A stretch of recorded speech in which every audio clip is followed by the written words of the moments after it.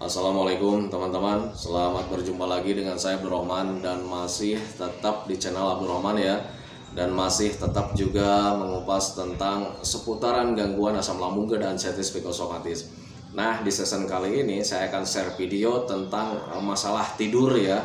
Karena untuk orang-orang yang terkena gangguan asam lambung dan anxieties psikosomatis sangat kesulitan sekali untuk tertidur di malam hari. Nah itu teman-teman, makanya bagi teman-teman yang sekarang sedang mengalami sulit tidur di malam hari, tolong tonton videonya sampai habis, jangan di skip, biar kalian nanti mengerti, biar kalian nanti paham, dan ketika mengerti dan paham kalian bisa menanganinya dengan mudah.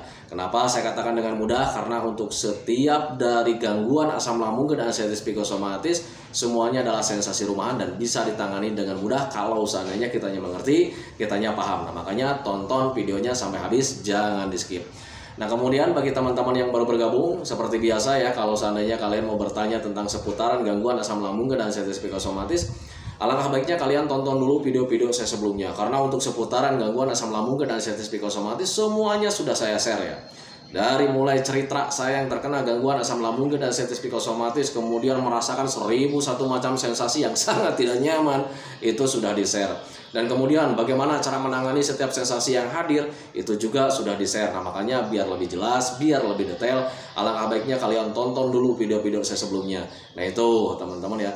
Dan kemudian bagi teman-teman yang baru bergabung juga, seperti biasa ya, kalau seandainya kalian belum subscribe channelnya, mohon videonya itu di subscribe dulu. Karena untuk subscribe itu tidak memerlukan biaya, tidak memerlukan pendaftaran. Jadi subscribe itu adalah hal yang sangat mudah sekali bagi teman-teman lakukan ya.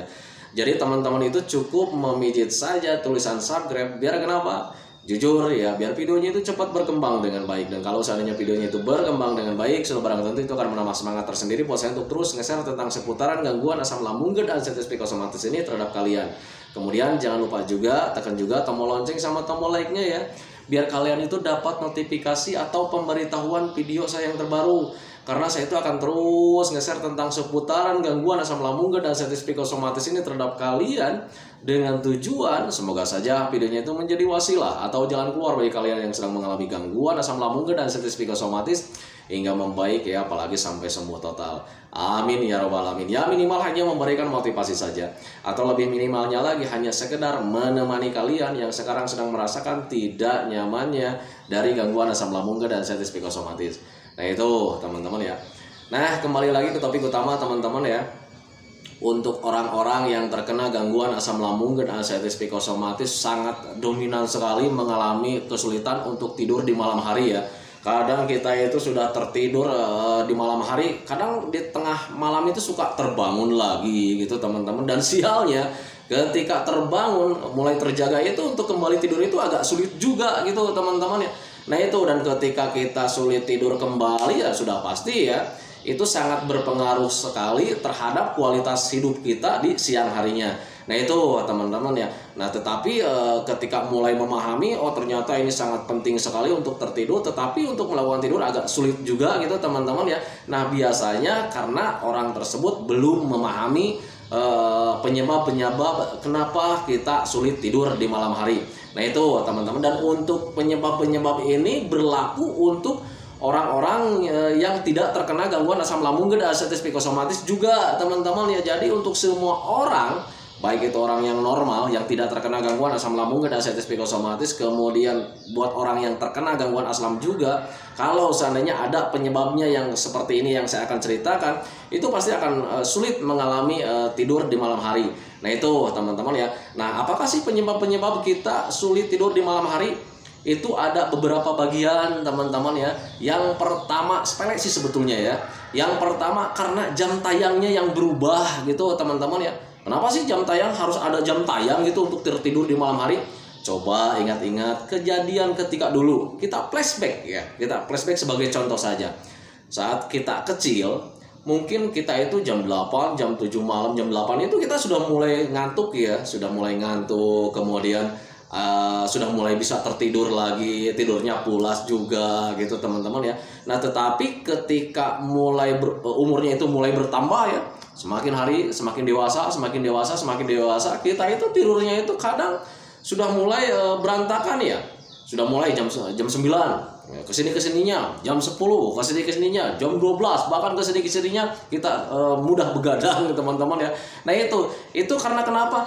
Yang pertama karena kebiasaan gitu teman-teman ya. Karena kebiasaan, mulai dibiasakan kita itu beraktivitas di malam hari gitu teman-teman. Dan untuk beraktivitas itu bukan melakukan aktivitas saja, pikiran juga bisa beraktivitas. Nah itu teman-teman ya, contoh kecil, kita senangnya ngobrol di malam hari. Kalau lagi kecil kan kita itu jarang ngobrol sama teman-teman gitu teman-teman ya, karena kita sudah masih terkontrol sama orang tua. Kadang untuk tertidur di malam hari itu mulai jam 8 atau jam 7 itu kita waktu kecil sudah mulai diingatkan sama orang tua, ayo tertidur kan gitu ya. Nah tetapi karena kesininya karena image-nya juga sudah bertambah gitu teman-teman, ditambah kegiatannya juga semakin banyak karena kitanya semakin dewasa, dan akhirnya kita mulai terbiasa untuk tertidur di malam hari gitu teman-teman, terlalu larut. Nah itu teman-teman, dan tanpa disadari itu bisa merubah jam tayang tidur kita teman-teman ya. Jadi ketika di malam hari kita tidak ada rasa kantuk. Nah rasa kantuknya biasanya hadirnya itu di pagi hari atau di siang hari. Nah itu teman-teman karena mulai terbiasa di situ.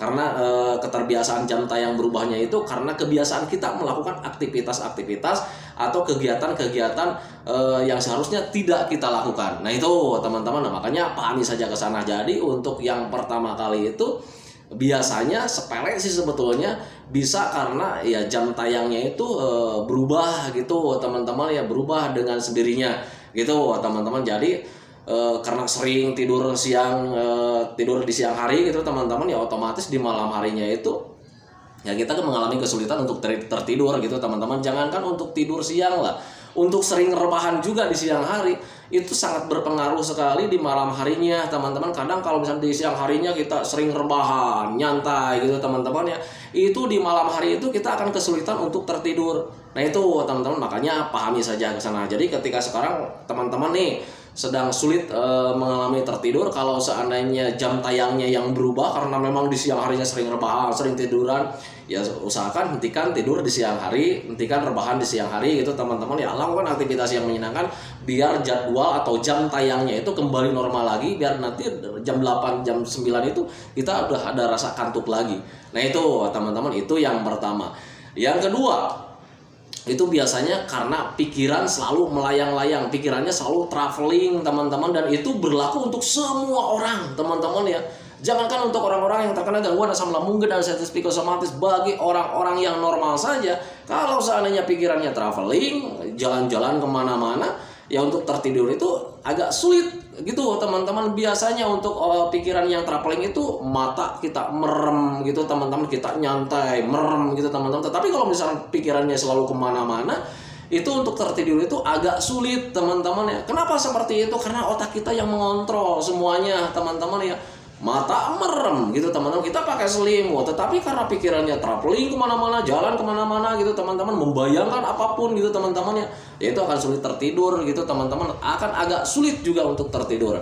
Nah itu teman-teman, dan sialnya biasanya untuk orang-orang yang terkena gangguan asam lambung dan anxiety psikosomatis, pikirannya itu selalu kemana-mananya itu tentang hal-hal ketakutan teman-teman ya, memikirkan tentang penyakit, memikirkan tentang sensasi, meratapi nasib, kemudian berharap-harap juga besok kambuh lagi nggak ya, besok sembuh nggak ya, seperti itu teman-teman ya. Tanpa disadari itu menjadi stres tersendiri, banyak pikirannya kemana-mana, traveling, jalan-jalan, dan itu bisa memperhambat proses untuk tertidur di malam hari teman-teman ya. Nah itu, nah makanya pahami saja ke sana. Nah tetapi pertanyaannya sekarang dirubah, Pak, untuk pikiran itu tidak bisa tidak bisa dihilangkan untuk pemikiran tentang penyakit, selalu membayang-bayangkan. Jadi untuk pikiran traveling atau jalan-jalan itu pasti tidak bisa dihentikan teman-teman ya, karena itu sudah sistem otomatis kan seperti itu ya. Nah usahakan belajar masa bodoh dari mulai sekarang. Nah itu teman-teman, jadi untuk berpikirnya itu berpikir sih bisa, dan itu wajar menurut saya gitu untuk semua orang ketika kita tertidur, dan itu lumrah ya. Bagi siapapun ketika mau tidur itu pasti pikirannya itu selalu membayang-bayang kemana-mana, entah itu pekerjaan, entah itu kehidupan, entah itu permasalahan-permasalahan, entah itu kegiatan yang sudah dilalui. Banyak sekali ragamnya teman-teman. Tetapi yang harus kalian perhatikan itu jangan terlalu berpikirnya itu terlalu keras. Nah itu teman-teman ya, Kalau seandainya pemikirannya terlalu keras, ya otomatis itu akan memperhambat proses proses tidur gitu teman-teman ya. Dan biasanya ketika pemikiran-pemikiran yang lebih dominan, yang lebih besar mengganggu ke proses tidur itu, biasanya itu di pemikiran-pemikiran yang menakutkan gitu teman-teman ya. Pemikiran-pemikiran negatif, entah itu pemikiran-pemikiran yang menakutkan, entah itu rasa dendam, entah itu rasa marah gitu teman-teman ya. Itu yang lebih sulit untuk proses tidur di malam hari gitu teman-teman, yang berbeda dengan pemikiran-pemikiran yang menyenangkan. Kalau seandainya kita berpikirnya itu bisa, misalkan bertemu dengan pacar, misalkan kita mendapatkan hadiah, misalkan kita mendapatkan pangkat yang tinggi, itu justru akan lebih mudah kita untuk tertidur teman-teman, karena di situ ada smile, ada senyum gitu teman-teman ya, relax kitanya, nyantai kitanya teman-teman ya.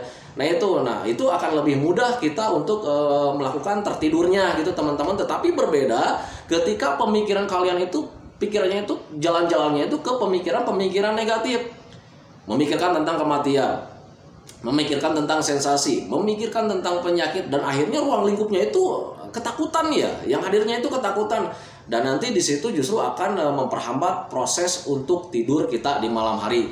Nah itu teman-teman, itu yang kedua ya. Nah kemudian yang bisa memperhambat proses tidur di malam hari itu selain jam tayang, kemudian pikiran selalu melayang-layang, kemudian yang ketiganya itu karena ada ketakutan teman-teman ya.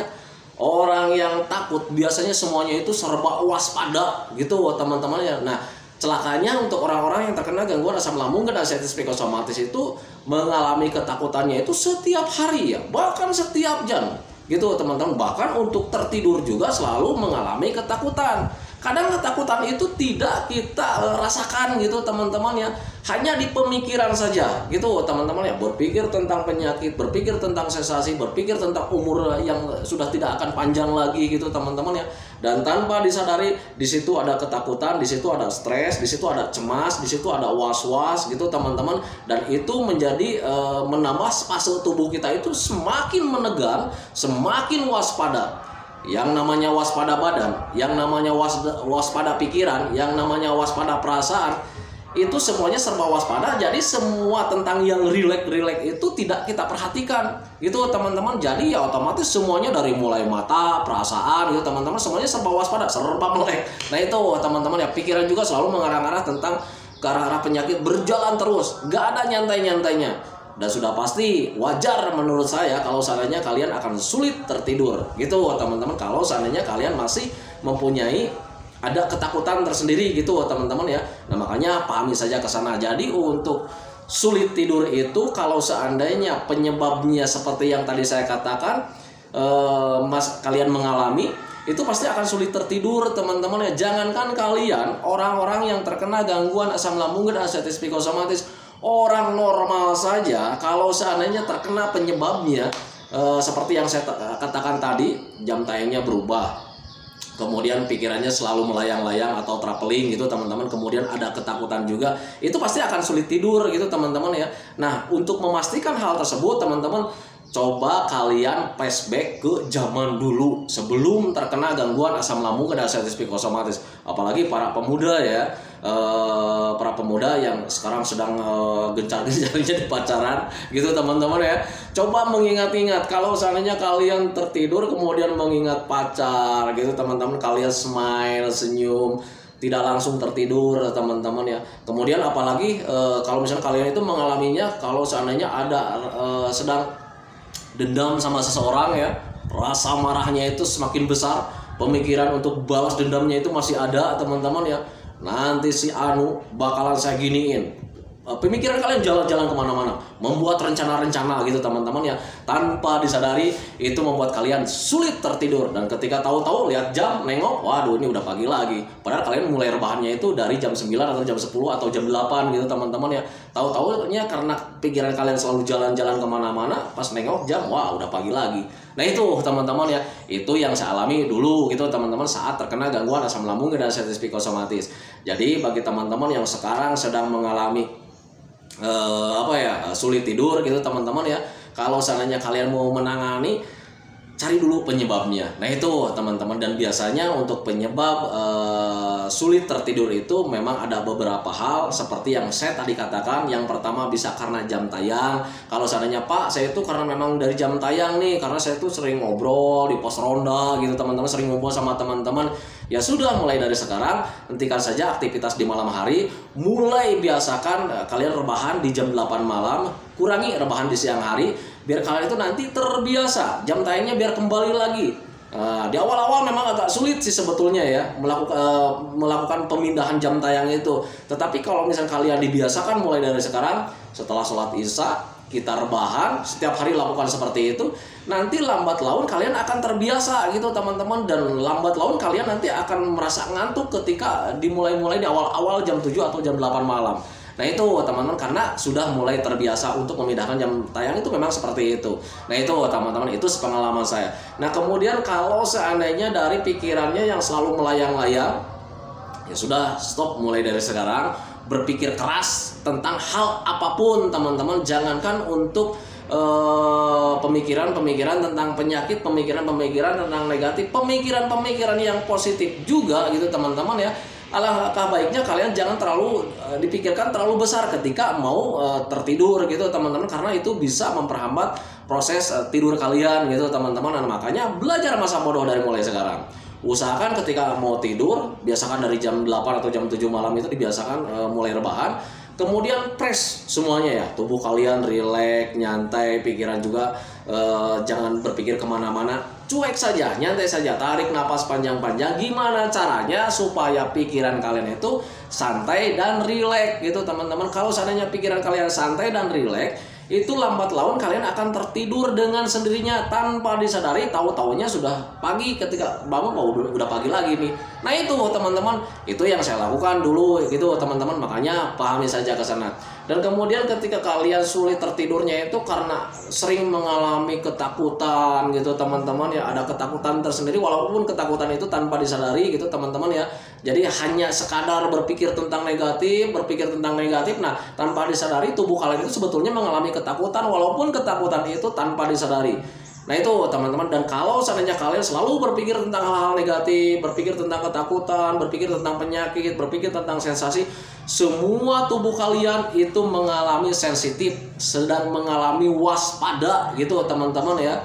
Jadi perasaan kalian sedang waspada, pemikiran kalian sedang waspada. Yang namanya semuanya serba waspada, mata pasti melek. Nah itu teman-teman, dan itu merupakan respon tubuh kita saat semuanya sedang benar-benar waspada. Nah itu teman-teman, makanya ketika kalian selalu mengalami ketakutan dari pemikiran-pemikiran yang salah, stop dari mulai sekarang tentang berpikir yang aneh-aneh, tentang berpikir tentang yang menakutkan, apalagi tentang hal-hal dari gangguan asam lambung dan anxiety psikosomatis. Karena kalian sudah tahu bahwa gangguan asam lambung dan anxiety psikosomatis itu tidak menakutkan, tidak berbahaya, cuman rasanya saja yang seperti berbahaya teman-teman ya, cuman rasanya saja yang sangat besar. Nah itu teman-teman ya. Dan patut kalian ketahui kenapa gangguan asam lambung dan anxiety psikosomatis itu rasanya sangat besar sekali, sangat dahsyat sekali. Perlu kalian ketahui bahwa semua gangguan itu rasanya berbeda-beda. Seperti kita ketahui kalau sakit gigi rasanya kan gitu ya, nyut-nyutan. Kemudian kita meriang, rasanya seperti itu ya, panas dingin. Nah yang sedang kalian rasakan sekarang dari gundah gulana, rasa tidak nyaman, pemikiran negatif dan sebagainya. Nah itulah ciri khas dari gangguan asam lambung dan anxiety psikosomatis. Dan kenapa rasa gangguan asam lambung dan anxiety psikosomatis itu rasanya seperti ini gitu teman-teman ya, berbeda dengan umum dari gangguan yang lain. Karena kitanya terkena dua gangguan. Yang pertama gangguan medis, yang kedua gangguan psikis tercampur, dan sekarang rasanya sangat nikmat sekali. Itu teman-teman. Tetapi nggak usah khawatir teman-teman ya. Gangguan asam lambung dan anxiety psikosomatis ini bakalan sembuh, bakalan membaik, bakalan sehat total tanpa diapa-apain juga, sebetulnya bakalan sembuh teman-teman. Contohnya siapa? Saya sendiri, tanpa diapa-apain teman-teman ya. Tanpa menggunakan obat, tanpa menggunakan herbal, tanpa diapa-apain, bakalan sembuh teman-teman. Cuman perbedaannya di sini ada dua. Kalau seandainya kalian tidak diapa-apain, itu pasti kesembuhannya itu akan agak lama gitu teman-teman. Tapi sembuh teman-teman ya. Tetapi durasinya akan begitu lama. Tetapi berbeda dengan menggunakan metode. Kalau seandainya kalian menggunakan metode dengan memahami, paham dengan apa yang terjadi, kalian bakalan cepat sembuhnya. kalian bakalan membaik gitu teman-teman ya, bakalan cepat membaiknya. Nah itu teman-teman, makanya pahami saja. Nah itu menjadi patokan buat kalian, saking tidak berbahayanya gangguan asam lambung dan artritis psikosomatis. Jadi yang sekarang kalian rasakan itu cuman dirasa saja, cuman rasa saja yang seperti berbahaya, yang sangat besar itu, tetapi untuk berbahaya sama sekali tidak berbahaya. Pak, Bapak ngomongnya bohong nih. Kemarin tetangga saya meninggal gara-gara asam lambung. Asam lambung tidak menyebabkan kematian teman-teman ya. Mungkin mereka itu meninggal yang pertama karena takdir. Jangankan orang yang sakit teman-teman ya, orang yang sehat saja, orang yang normal saja, kalau sudah terkena takdir gitu teman-teman ya, ya meninggal ya meninggal. Nah itu teman-teman, gak usah ditakutkan, karena takdir siapa yang tahu? Kita tidak tahu, hanya Allah yang tahu. Nah itu teman-teman ya. Yang kedua, penyakit penyerta gitu teman-teman, karena untuk asam lambung dan artritis psikosomatis itu tidak berbahaya sama sekali gitu teman-teman. Yang menyebabkan kematian itu mungkin karena penyakit penyerta. Tetapi kalau misalnya kalian sudah diperiksa sama dokter, Bu, Pak, Anda itu tidak apa-apa, Anda itu cuma terkena gangguan asam lambung saja, ya sudah teman-teman ya. Nah itu jangan dicemaskan teman-teman ya. Karena untuk gangguan asam lambung dan artritis psikosomatis, toh kalian sudah tahu bahwa asam lambung dan artritis psikosomatis itu tidak berbahaya sama sekali. Nah itu teman-teman ya. Nah kalau seandainya kalian tidak percaya sama dokter, malah sering bolak-balik, apakah benar ini asam lambung itu tidak berbahaya? Apakah benar Pak, saya itu terkena gangguan asam lambung? Sering bolak-balik seperti itu. Larinya nanti kalian disuruhnya itu ke psikiater teman-teman ya. Itu pengalaman saya dulu. Pak, Bapak itu tidak terkena apa-apa, Bapak itu sehat, Bapak itu normal, Bapak itu hanya terkena gangguan asam lambung dan artritis psikosomatis saja. Apakah benar Pak? Nah Bapak biar tidak cemas, biar tidak was-was, alangkah baiknya Bapak ke psikiater. Selalu saja seperti itu gitu teman-teman. Dan waktu itu kadang ada rasa tidak percaya sama dokter, tetapi ketika kesininya mulai memahami, ternyata omongan dokter itu benar teman-teman ya. Nah itu makanya percayakan saja sama dokter. Kalau seandainya kalian sudah di-tag sama dokter itu cuma asam lambung saja, ya sudah, asam lambung saja. Kalian cuman tinggal membenahi bagaimana supaya asam lambung kita itu menjadi normal kembali, bagaimana pikiran kita itu menjadi normal kembali. Cuman itu saja, sesimpel itu saja. Nah itu teman-teman, makanya pahami saja ke sana. Nah itu teman-teman ya, video dari saya. Semoga saja videonya itu menjadi wasilah buat kalian. Semoga saja videonya itu menjadi pencerahan buat kalian. Semoga saja videonya itu ya minimal hanya sekedar menjadi teman kalian lah saat ini yang sedang merasakan tidak nyamannya dari gangguan asam lambung dan artritis psikosomatis. Kemudian bisa menenangkan kalian gitu teman-teman ya. Nah itu, nah kemudian seperti biasa teman-teman ya, sebelum videonya saya akhiri, saya selalu mendoakan sama teman-teman itu, semoga saja teman-teman itu cepat sehat lagi, cepat sembuh lagi, cepat kembali lagi keadaan kalian yang dulu, baik semangatnya, moodnya, tertawanya, kebahagiaannya, cerianya, pokoknya kehidupan kalian yang dulu yang berwarna itu semoga saja cepat kembali lagi. Karena memang saya yakin 100% bahwa keadaan kalian yang dulu itu sangat dirindukan sekali. Nah itu teman-teman ya. Kemudian doakan saya juga teman-teman ya, agar saya itu tetap sehat, tetap kuat, tetap ceria, agar masih bisa tetap menemani kalian. Nah itu teman-teman ya. Santikan videonya teman-teman ya. Assalamualaikum warahmatullahi wabarakatuh.